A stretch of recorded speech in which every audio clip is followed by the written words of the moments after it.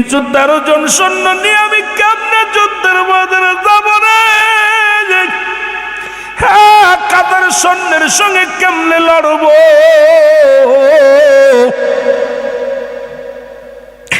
এই কাতার বাতিলের সঙ্গে কেমনে লড়ব?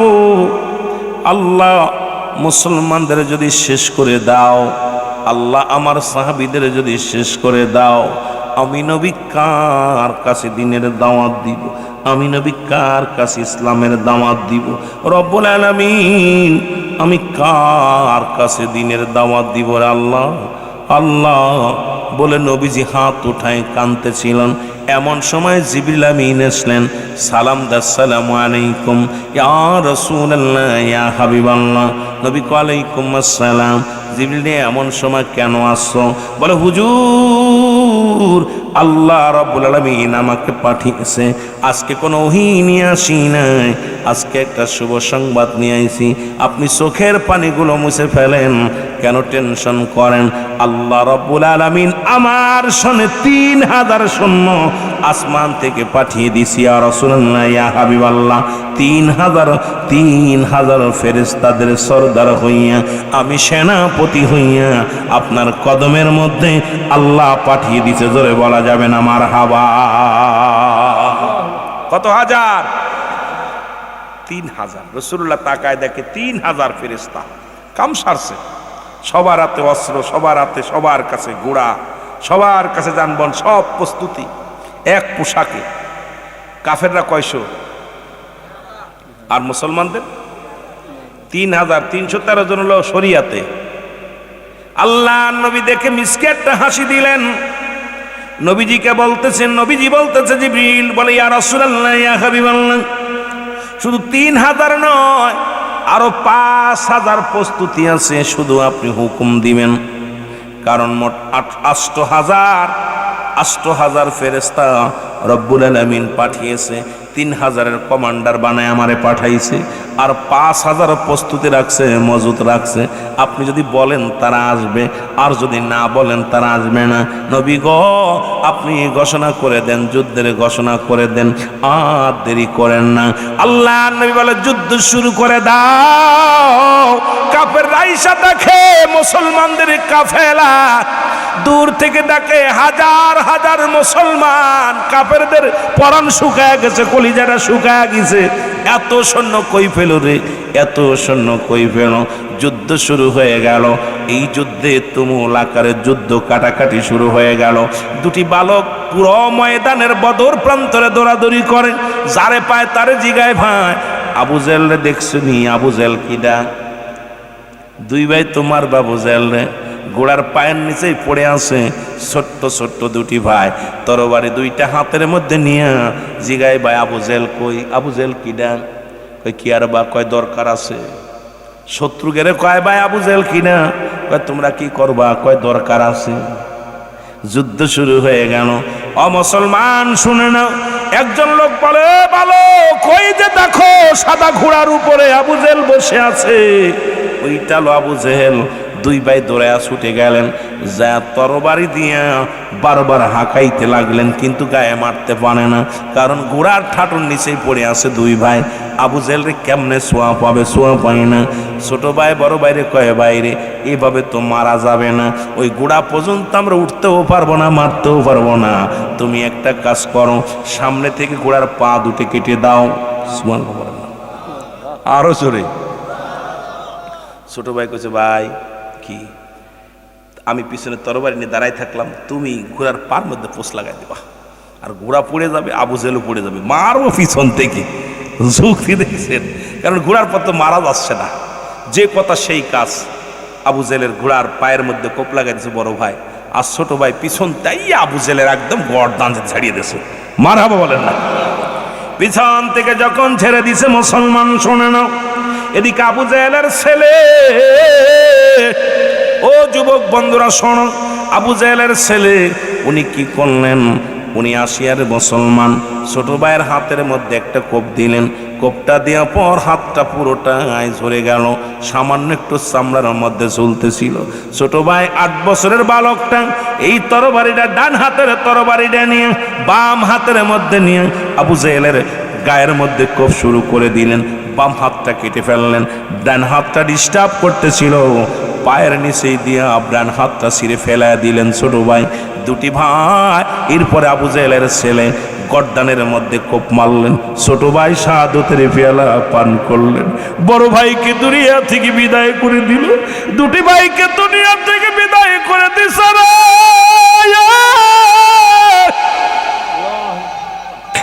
এই নবীর পাগল দুটো বদরের যুদ্ধের বদর প্রান্তরে পড়ে আছে।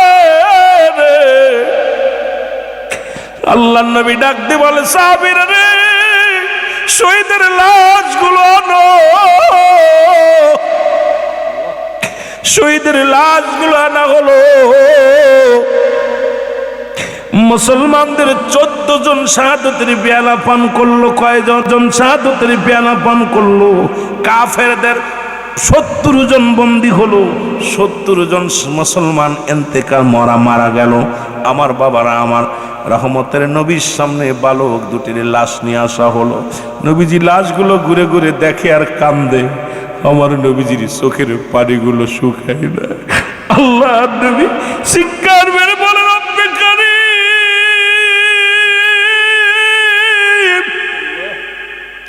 এই বদরের যুদ্ধে মাসুম দুটি প্রাণ হারাইল রে। আমি নবীকে এত ভালোবাসে, আমি নবীকে এত মায়া করছে রে। আল্লাহ জীবন দিয়ে প্রমাণ করে দিয়ে গেল, আমাদের জীবনের চাইতে আমার নবীর প্রেম বড়, জীবনের চাইতে আমার নবীর ভালোবাসা বড়। বালক দুটির লাশ সামনে নিয়ে রহমতের নবী অজার নয়নে কাঁদতে লাগলেন। জিবরিল আমিন এসে বলে, ইয়া রাসূলুল্লাহ, ইয়া হাবিবাল্লাহ। কারণ এই বালক দুটির অন্তরের ভিতরে শাহাদতের তামান্না জেগেছিল, তার মার ভিতরে তামান্না জেগেছিল। রব্বুল আলামিন এদের জন্য জান্নাতের একটা নয়, দুটি নয়, 8টা জান্নাতের দরজা খুলে রাখছে। অসংখ্য ফেরেশতা দিয়া জান্নাত সাজাইছে। জান্নাতি ফেরেশতারা ওই দুজন বালককে জান্নাতে নেওয়ার জন্য প্রতিযোগিতা শুরু করে দিছে। আসমানের জগতে, জমিনের জগতে যত ফেরেশতারা আছে সবাই ফুলের মালা নিয়ে আহলান সালাম দিয়া জান্নাতে নেওয়ার জন্য অপেক্ষা আছে। ইয়া রাসূলুল্লাহ, ইয়া হাবিবাল্লাহ, এই বালক দুটির মর্যাদা আল্লাহ এত বাড়িয়ে দিছে। এই বালক দুটির এত মর্যাদা শুধু আপনার প্রেমে জীবন দেওয়ার কারণে জান্নাতের প্রতি গেটে গেটে অসংখ্য ফেরেশতার অপেক্ষা আছে তারে আহলান সালাম জানানোর জন্য, শুভেচ্ছা জানানোর জন্য। ইয়া রাসূলুল্লাহ, ইয়া হাবিবাল্লাহ, নবী গো, আপনি চোখের পানি মুছে ফেলেন, বালকদের জন্য দোয়া করেন। আমার নবী বলে, জিবরিল রে, আমি কেমনে বুঝবো রে এই বালক দুটির, আমি কেমনে বলবো রে জিবরিল? এই মদিনার বুকে যখন এসেছিলাম রে, এই বালক দুটির ভালোবাসা আমি ধন্য হয়েছিলাম রে। এই সাহাবীর ছেলে দুটি বালক জীবনে কোনোদিন নিজের জীবনের মায়া করলেন না। আমাকে নবী, আমি নবীকে এত ভালোবাসলেন, এই বিনিময় জীবনটা দিয়ে দিল, জীবনটা কুরবানি করে দিল। আমার যুবক ভাইরা, আমার রহমতের নবী রাহমাতুল আলামিনের প্রেমে এরকম বালকেরা জীবন দিয়ে গেছে। শুধু বালকেরা নয়, আর একটা যুদ্ধ নবীজি বললেন, সেই যুদ্ধের কথাটা বলে আলোচনা শেষ করব। মুসলমান গভীর মনোযোগ, সেই যুদ্ধটা হলো হুনাইনের যুদ্ধ। জোরে জোরে চিল্লায় বলা যাবে না মারহাবা। আর একটা যুদ্ধ যুবকদের বিষয়ে, নাম কি? হুনাইনের যুদ্ধে। নাম কি? হুনাইনের যুদ্ধ। নাম কি? হুনাইনের যুদ্ধ। রাসূল পাক সাল্লাল্লাহু আলাইহি সাল্লাম এর উপরে আবার শুরু করলো আক্রমণ, নির্যাতন। নবীজি আবার একটা যুদ্ধের ডাক দিল, সেই যুদ্ধটার নাম হলো হুনাইনের যুদ্ধ। হুনাইনের যুদ্ধ যখন ডাক দিলেন নবীজি, সাহাবীদেরকে সামনে নিয়ে বসলেন। আগামীকাল ফজরের নামাজ বাদে হুনাইনের যুদ্ধে যেতে হবে নবীজি ঘোষণা করে দিলেন। নবীজি বললেন, আমি সাহাবীদের নাম ঘোষণা করব, তোমরা কে কোথায় আসো? আজকে 3 জন সেনাপতির নাম ঘোষণা করব। কয়জন সেনাপতি? 3 জন সেনাপতির নাম। রাসূলুল্লাহ যখন বললেন, সাহাবীরা অপেক্ষা আছে, কার নামটা বলবে, কে আজকে সেনাপতি হবে হুনাইনের যুদ্ধে? নবীজি নামটা ঘোষণা করলেন। এক নাম্বার নাম দিলেন হযরত হুযায়ফা রাদিয়াল্লাহু তাআলার নামটা। নবী যখন নামটা ঘোষণা করলেন, দেখ উপস্থিত যত মুসল্লি আছে এর মধ্যে হযরত হুযায়ফা নাই। রাসূল পাক সাল্লাল্লাহু আলাইহি সাল্লাম বলেন, হুনাইনের যুদ্ধে এক নাম্বার সেনাপতির দায়িত্ব পালন করবে আমার হুযায়ফা। মারহাবা বলেন না। হুযায়ফা রাদিয়াল্লাহু তাআলা তিনজন সাহাবীর নাম ঘোষণা করলেন, তার ভিতরে এক নাম্বার কে? হযরত হুযায়ফা রাদিয়াল্লাহু তাআলা। আর ওদিনই হুযায়ফা মক্কা মদিনার সবচেয়ে সুন্দরী নারীর সঙ্গে বিবাহ। খুব খেয়াল করবেন, সুন্দরী নারীর সঙ্গে মক্কা মদিনার সবচেয়ে কিউট সুন্দরী সেই মহিলার সঙ্গে বিবাহ হচ্ছে। নবীজির সাহাবীরা বলে, ইয়া রাসূলুল্লাহ, ইয়া হাবিবাল্লাহ, আপনি হুযায়ফার নাম ঘোষণা করলেন, হুযায়ফা তো বিয়ে করতে গেছে, হুযায়ফা তো আমাদের মধ্যে নাই, হুযায়ফা তো শাদী মুবারকের জন্য মক্কা মদিনার সবচাইতে সুন্দরী নারীর সঙ্গে বিবাহের জন্য গেছে। আল্লাহর নবীজি একটা কাগজ নিলেন, পত্রের মধ্যে লিখলেন, আমার হুযায়ফা আগামীকাল হুনাইনের যুদ্ধে ফজরের নামাজ বাদে কাফেলা সারা হবে। ইতি তোমার নবী রাহমাতাল লিল আলামিন, আমি তোমার নাম ঘোষণা করলাম সেনাপতি এক নাম্বার। এই কাগজটা নবীজি লিখে একটা মুসলমান ইহুদির হাতে দিলেন, যাও নিয়ে যাও, হুযায়ফার বিয়ের কমপ্লিট হয়ে গেছে, শাদী মুবারক হয়ে গেছে, আনুষ্ঠানিকতা বাদ আছে, শুধুমাত্র দোয়া করে বিবির হাতটা ধরায়া দিবে, এইটা শুধু বাদ আছে। কাবিল কলমা সব কমপ্লিট, শুধুমাত্র আনুষ্ঠানিকতা মেয়েটার বাবা হাত ধরে জামার হাতে সুপে দিবে, এইটুকু সময় বাদ আছে। এমন সময় চিঠিখানা যখন আসলো, চিঠিখানার মধ্যে নিয়ে ডাক দে বলে, হুযায়ফা রে, হুযায়ফা, তোমার একখানা পত্র আইছে রে।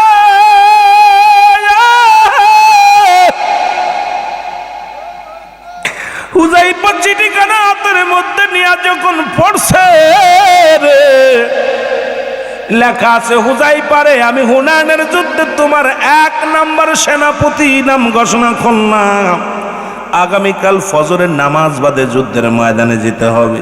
হুযায়ফা চিঠিখানা পাইয়া একবার মুখের মধ্যে ধরে, একবার মাথার মধ্যে লাগায়, একবার চুমা দেয়, ডাক দে কয়, নবী গো নবী, এখন সন্ধ্যা লেগে গেল, আগামীকাল আর কার মাত্র কয়েক ঘন্টা সময় আছে নবী গো, সুতরাং ফজরের নামাজ বাদে যুদ্ধের ময়দানে যেতে হবে, আমার দেরি হয়ে গেল।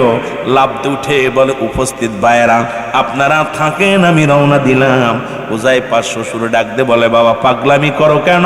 জীবনে এইমাত্র আমার মেয়ের সঙ্গে তোমার বিবাহ হলো, আমার মেয়েও কোনোদিন তোমাকে দেখে নাই, তুমিও আমার মেয়েকে দেখো নাই, একটু সময় দাও, শুধু দোয়াটার পরে আমার মেয়েটা নিয়ে যাও, আমার মেয়েটারে নিয়ে যাও। হুযায়ফা ডাক দে কয়, ও আমার আব্বাজান শোনেন, আমার একটা মিনিটের সময় নাই, কারণ আমার নবী রাহমাতুল লিল আলামিন আমার যুদ্ধের এক নম্বর সেনাপতি বানায়া দিছে, সুতরাং আমার বিবাহে বন্ধনে আবদ্ধ হয়ে বসে থাকার সময় নাই, আপনারা নিয়ে আসেন, আমি রওনা দিলাম। হুযায়ফা দোষ শুরু করছে, জোরে জোরে বলেন মারহাবা। সুন্দরী বউ তুইয়া হুযায়ফা দোষ শুরু করছে। রাসূলুল্লাহর কাছে গেলেন, রাসূলের কাছে যা ঈশা সালাতের পরে নবীজিকে, আসসালামু আলাইকুম ইয়া রাসূলুল্লাহ, নবীজিকে, হুযায়ফা আইছো? বলে, জি হুজুর আমি আইছি। নবীজি বললেন, যুদ্ধের সরঞ্জানি গুছায় নাও। সরঞ্জানি গুছায় নিল, সব কমপ্লিট। ফজরে আজান দিল হযরতে বেলাল রাদিয়াল্লাহু তাআলা, আসসালাতু খায়রুম মিনান নাওম,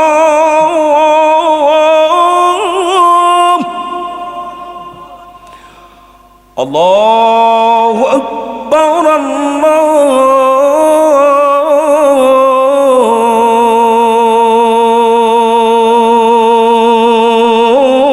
আল্লাহু আকবার, লা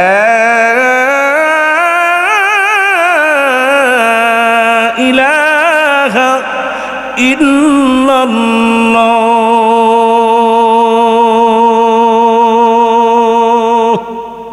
সুবহানাল্লাহ বলেন না। আজান শেষ, রহমতের নবী ইমাম হলেন, আল্লাহর নবী ইমাম হইলেন, নামাজ আদায় করলেন। রহমতের নবী যখন নামাজ শেষ করে সাহাবীদের কি নিয়ে বসলেন, একটু পরেই তো কাফেলা রওনা দিবে। হযরত হুযায়ফার কাছে একটা চিঠি আসলেন, 3টা চিঠি আসলেন। প্রথম চিঠি আসলেন হুযায়ফার কাছে, চিঠি আসলেন, স্বামী জীবনে আপনি আমাকে দেখেন নাই, আমিও আপনাকে দেখি নাই। আমি জানি যেহেতু যুদ্ধের সেনাপতি 3 জনের নাম ঘোষণা করেছে, নির্ঘাত আপনি মারা যাবেন, শাহাদতের পেয়ালা পান করবেন। ইতিপূর্বে যত যুদ্ধে নবীজি 1-এর অধিক সেনাপতির নাম ঘোষণা করেছে, সুতরাং সবাই দুনিয়া থেকে চলে গেছেন। আমি জানি আপনি ফিরে আসবেন না। একটা বার আপনাকে দেখতে চাই, আপনাকে দেখে আমি প্রাণটা জুড়াইতে চাই। কারণ আপনাকে যদি না চিনে রাখি, কিয়ামতের ময়দানে কেমনে আপনাকে চিনে নিব। স্বামীরে আয় আয়, একটা নজর আপনাকে আমি প্রাণ ভরে দেখব। হুযায়ফা চিঠি পাইয়া চিঠির মধ্যে লেখা দিলেন, বিবি, ও বিবি, তুমি আমারে ক্ষমা করে দিও, আমি তোমারে দেখা দিতে পারলাম না। কারণ আমার নবীর প্রেমটা আগে বড়। যতটুকু সময় আমি তোমার কদমে কাটাবো, তোমার কাছে কাটাবো, এই সময়টুকু আমি রহমতের নবীকে দেখে প্রাণ জুড়াইব। কারণ আমি আমার নবীর কদমের মধ্যে আছি। এখনই রওনা দিতে হবে যুদ্ধের ময়দানে, সুতরাং তুমি আমারে মাফ করে দিও। চিঠিখানা লিখে দিলেন। আবার একটা চিঠি আসলেন, চিঠির মধ্যে লেখা, ও বিবি, বিবি লিখলেন, স্বামী খোদার কসম আপনাকে আমি প্রেম বিনোদন করব না, আপনাকে ঠেকাবো না, বাধাও দিব না, সময় দেব না, আপনাকে দূর থেকে একটু প্রাণ ভরে দেখব। কারণ এখন যদি দেখে না রাখি, কিয়ামতের ময়দানে কেমনে আপনাকে চিনব। ও স্বামী, একবার আয় আয়, আমি আপনাকে প্রাণ ভরে দেখব। হুযায়ফা লিখে দিলেন, বিবিরে সম্ভব না, তুমি আমারে ক্ষমা করে দিও, আমার সম্ভাবনা দেখে করা সম্ভব নয়। আর একটা চিঠি আসলেন এরকম কাকুতি মিনতি করে। 3 নাম্বার চিঠিটা তো এইরকম, বিবি অনেক করুণায় বিনয় করে লেখছে। বিবির চিঠিখানা হাতের মধ্যে নিয়ে হুযায়ফা চোখের পানিগুলো টাচ করে জমিনের ভিতরে পড়ে গেছে। নবীজি দূর থেকে তাকায় দেখে হুযায়ফার কাছে 3টা চিঠি আসলেন। নবীজি ডাকতে বলে, হুযায়ফা, তোমার হাতের মধ্যে কি? বলে, ইয়া রাসূলুল্লাহ, ইয়া হাবিবাল্লাহ, এটা আমার বিবির চিঠি নবী গো। 3টা চিঠি আছে নবী গো। বলে, কি বলতে চাও? বলে, হুজুর গত রাত্রে বিয়ে করেছি নবী গো, আমিও বিবিরে দেখি নাই, বিবিও আমার দেখি নাই।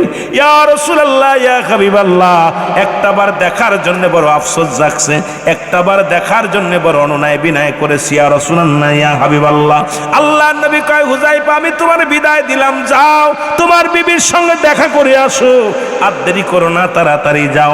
হুযায়ফা বলে, ইয়া রাসূলুল্লাহ, আমি যুদ্ধে যাব। কয়, যুদ্ধে যাবে, তোমাকে কিছু সময় ছুটি দিলাম, যাও যাও, তুমি যাও, তোমার বিবির সঙ্গে দেখা করে আসো, যদি বলা যাবে না মারহাবা। নবীজি ছুটি দিছে। নবীর কাছ থেকে ছুটি নিয়ে দৌড়ে চলে গেলেন বিবির কাছে। সালাম দা, আসসালামু আলাইকুম বিবি। ওয়ালাইকুম আসসালাম রে স্বামী। বলে, বিবি রে, আমি তোমার কাছে আসি। বিবি রে, তুমি আমাকে প্রাণ ভরে দেখে নাও, দেরি করো না, কারণ এখনই যুদ্ধের ময়দানে যেতে হবে। বিবি বলে, ইয়া আমার স্বামী, আমি আজকে আপনার প্রেম বিনোদন করব না, আপনাকে বাধা দিব না, ঠেকাইব না, আমার রূপ জৈবন দিয়ে আপনাকে ধরে রাখব না। একটা মাত্র দাবি, সেই দাবিটা হলো, আমি আপনার পাশে দাঁড়ায় 2 রাকাত নামাজ আদায় করতে চাই, একটু সময় দেন, আমি শুধু অজু করে আসি। ও বিবি অজু করে আসলেন, অজু করে আসলেন, স্বামী অজু করলেন, এবার 2 রাকাত নফল নামাজ পড়লেন। নামাজ পড়িয়া পাশাপাশি দুজন বসে আছে। বিবি ডাকতে বলে, স্বামী রে, আমি আজকে দোয়া করব রব্বে কারীমের দরবারে, আপনি শুধু আমার সঙ্গে আমিন বলবেন, আর কিছু বলা লাগবে না, আপনি শুধু আমিন বলবেন, বাকিটা আমি বলবো। এবার মুসলমান শুনে নাও, হযরত হুযায়ফা যখন নামাজ শেষ করলেন, শেষ করে যখন হাতটা উঠায়া দিয়েছে, বিবি ডাকতে বলে, আল্লাহ রাব্বুল আলামিন,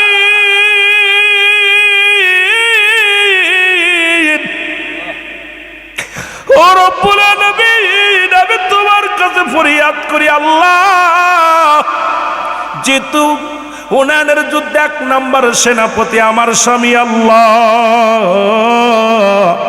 এরপরে আরো 2 জন সেনাপতি আছে, আমার স্বামী নির্ঘাত মারা যাবে, আল্লাহ, আল্লাহ, তোমার কাছে ফরিয়াদ করি, আমি সতী নারী, আমি সতী নারী হইয়া পতি হারাইতে চাই না। আমার আল্লাহ, তুমি আমার স্বামী রে, আমার স্বামী। ও মুসলমান শুনে নাও, গভীর মনোযোগ, আমার হুযায়ফারে শহীদ না বানাইয়া গাজী বানায়া আমার বুকে সঙ্গে সঙ্গে হাতটা নামায় ফেলছে। হুযায়ফা হাতটা ছেড়ে দিছে। বিবি বলে, স্বামীরে কি করলেন? এই মাত্র তো দোয়াটা কবুল হতো, আপনি করলেন কি? হাতটা নামায় ফেললেন।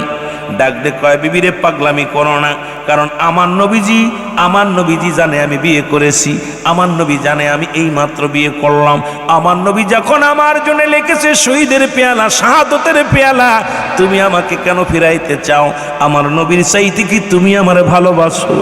আমার নবীর চাইতে পৃথিবীর মধ্যে কেউ ভালোবাসতে পারে না। সুতরাং বিবিরে, ও বিবি, পাগলামি করো না, কারণ এই দুনিয়ায় আর তোমার সঙ্গে দেখা হবে না, দেখা হবে হাসরের ময়দান। বলে হুযায়ফা রাদিয়াল্লাহু তাআলা লাফ মেরে উঠে পড়লেন। পিছন থেকে বিবি বারবার ডাকলেন, বিবিরে, স্বামীর একবার তাকান, একবার তাকান। হুযায়ফা একবারও তাকালেন না, চলে গেলেন। যা পর যুদ্ধের ময়দানে গেলেন, সর্বপ্রথম শহীদ হয়ে গেলেন পৃথিবীর মধ্যে মুসলমানদের প্রথম শহীদ হলেন হযরত হুযায়ফা রাদিয়াল্লাহু তাআলা। শাহাদাতের পেয়ালা পান করলেন মুসলমান হুনাইনের যুদ্ধে। নবীজি যুদ্ধের সেনাপতিদের লাশগুলো যখন আনতে লাগলেন, যখন রাসূলুল্লাহ সমস্ত লাশগুলো, শহীদের লাশগুলো আনলেন, আমার হুযায়ফার সামনে দাঁড়ায় আমার নবীজি হাউমাউ করে কাঁদতে লাগলেন। আমার নবী ডাক দে বলে, সাহাবীরা দেখছুনি আমার হুযায়ফার নতুন বিবি, মক্কা মদিনার সবচাইতে সুন্দরী নারী, সবচাইতে মুসলমান শুনে নাও, সবচেয়ে বড় সুন্দরী নারী আমার হুযায়ফা আমার প্রেম থেকে সরাইতে পারে না। জীবন দিয়ে প্রমাণ করে দিয়ে গেল, স্ত্রী পুত্র পরিবার পরিজনের চাইতে নবীর প্রেম আমার হুযায়ফার কাছে অনেক বড়। জোরে জোরে বলেন মারহাবা। আর একটু জোরে জোরে চিল্লায়া বলা যাবে না মারহাবা? আমার ভাইরা, আমার বন্ধুরা, আমার হুযায়ফার বিবি ছুটে আসলেন, এসে ডাকতে বলে, ইয়া রাসূলুল্লাহ, ইয়া হাবিবাল্লাহ, একটা মাত্র দাবি, আমি আমার স্বামীকে একটু প্রাণ ভরে দেখতে চাই, কারণ কিয়ামতের ময়দানে যেদিন আল্লাহর জান্নাতে যাব, এ আমার স্বামী, দয়া করে মায়া করে গো আমার স্বামী, সেদিন যেন আমি আমার স্বামীকে চিনতে পারি। ও আমার নবী গো, আমার স্বামী যেন আমারে চিনে নেয়। আমি দুনিয়ার জগৎ আর কোনোদিন বিবাহ বসবো না, পৃথিবীর মধ্যেই মাথা কারুর কাছে বিক্রি করব না, কারণ আমি আমার স্বামীর আমানতগুলো গচ্ছিত রেখে দিলাম। হাসরের ময়দানে ওই জান্নাতের ভিতরে আমাদের মিলন হবে, জান্নাতের ভিতরে আমাদের বাসর হবে। ইয়া রাসূলুল্লাহ, ইয়া হাবিবাল্লাহ, আমি আমার স্বামী যদি সুন্দরী বিবির মায়া কুরবানি করতে পারে, পৃথিবীর সবচাইতে সুন্দরী নারীর কুরবানি করতে পারে, ইয়া রাসূলুল্লাহ, ইয়া হাবিবাল্লাহ, আমি কেন আমার জীবনটা কুরবানি করতে পারবো না? আমি আমার স্বামীর জন্য রেখে দিলাম, আমার স্বামীর জন্য আপনি দোয়া করবেন হাসরের ময়দানে যেন আমি আমার স্বামীকে পাই, আমি যেন আমার স্বামীর হাত ধরে জান্নাতে যেতে পারি। ইয়া রাসূলুল্লাহ, ইয়া হাবিবাল্লাহ, আমার নবীজি চোখের পানি আর ধরে রাখতে পারে নাই, নবীও কান্দে, হুযায়ফার বিবিও কান্দে, নবীজি চোখের পানি ছেড়ে ছেড়ে কান্দে আর বলে, সাহাবীরা রে, তোমরা দেখছো নি,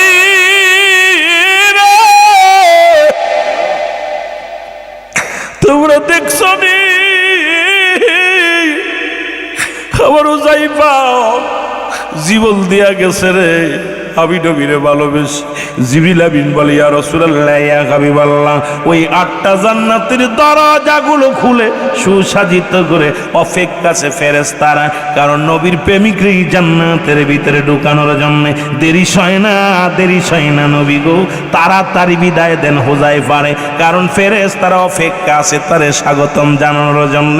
সকাল থেকে ফেরেশতারা অপেক্ষা আছে, সবাই ফুল নিয়ে দাঁড়িয়ে আছে, মালা নিয়ে দাঁড়িয়ে আছে, কারণ স্বাগতম জানাইব, আপনার হুযায়ফারে জান্নাতে ঢুকাইব, সবাই অপেক্ষা আছে। আমার মুসলমান বাবারা, আজকে একটা রাত যারা কুরবানি করতে পারলি না রে যুবক, তোদের মতো যুবক দিয়া নবীর প্রেমিক কেমনে জান্নাত আশা করো? কারণ নবীর সাহাবীরা জীবন দিয়া নবীরে পাই না, নবীরে পাওয়ার জন্য জীবন দিয়া গেছে, জীবনের মায়া করে নাই, স্ত্রীর মায়া করে নাই, পরিবার পরিজনের মায়া করে নাই।